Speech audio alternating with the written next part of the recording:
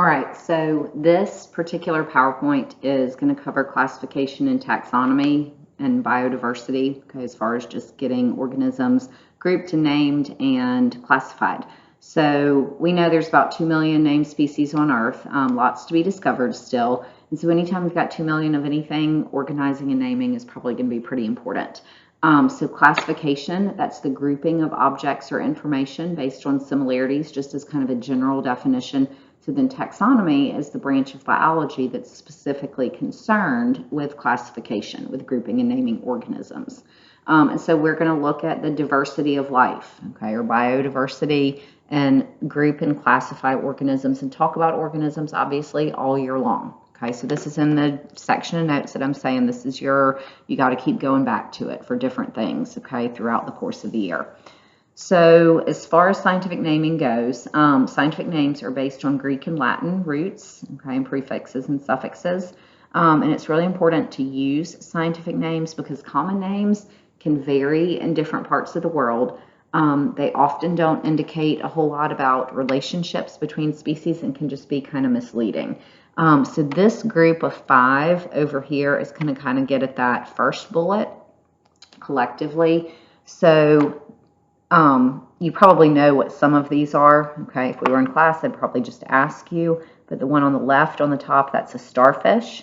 The one in the middle, that's a cuttlefish, C-U-T-T-L-E fish. Okay, so a cuttlefish, a swordfish, a jellyfish, and a silverfish. And obviously, they all have fish at the end of their name. However, only one of them is truly a fish, right? And that's the swordfish because it has fins and gills and scales. The starfish we tend to more appropriately call a sea star, and that's in a group of organisms with other echinoderms, okay, echinodermata, so sea urchins, sand dollars, sea cucumbers, things like that.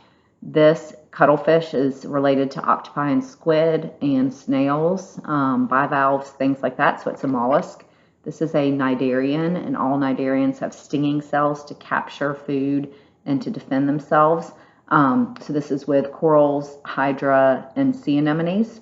And then a silverfish is an insect, and they are actually terrestrial, don't live in the water at all.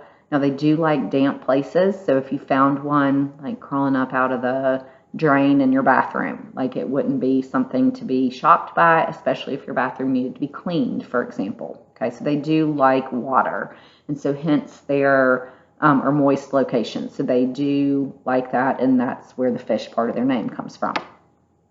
This is a horned toad or a horned lizard. Well, it's a lizard, so it's not a horned toad at all. Toads are in a totally different group of organisms than lizards, so that's pretty misleading. And then this is a vulture or a buzzard. In England, a lot of people say buzzard. Here, probably more people say vulture. And so if you were to, be talking to somebody that says buzzard and they don't know vulture, then y'all might be kind of confused, okay? So that being said, scientific names are going to allow people all over the world to communicate, okay, and see if they can recognize the same organism. Okay, so let's switch to binomial nomenclature.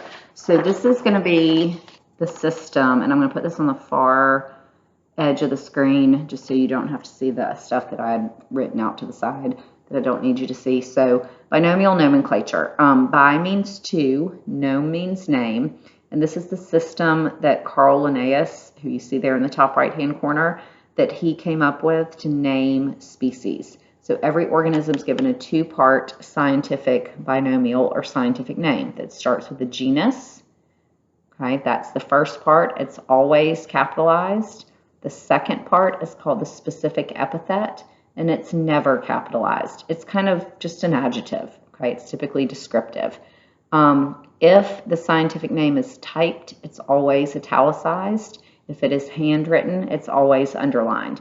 So here you've got the full scientific name of this lynx, okay, in italics with the lynx capitalized, everything else is lowercase, okay, and here I hand wrote it, okay. So if I ask you to handwrite a scientific name, you capitalize the genus, everything else is lowercase, and you underline. If I ask you to type it, you capitalize the genus, The whole thing is italicized, and it's always best to pick a font where italics are pretty clear, like this is Times New Roman. Italics are harder to read in some fonts like Calibri and Arial and things like that, okay? So the specific epithet, this bullet right here, it cannot stand alone, okay? So you can't just write Rufus. I'm just going to cover up links there. That Rufus by itself is meaningless, okay? If we put links with it, then you know you're talking about a cat, this cat specifically, that has rough, long, shaggy fur on its face and its feet, okay? Now, the genus can be written alone because some genera, that's the plural for genus, some have more than one species within that genus. Some don't. It just kind of depends on what we're talking about. So for example, if you've ever had strep throat or if you've had a cavity, the two bacteria that I'm specifically mentioning there, they both belong to the same genus. They are both Streptococcus species, but their specific epithets are different. Okay, one is Streptococcus pyogenes and the other one Streptococcus mutans.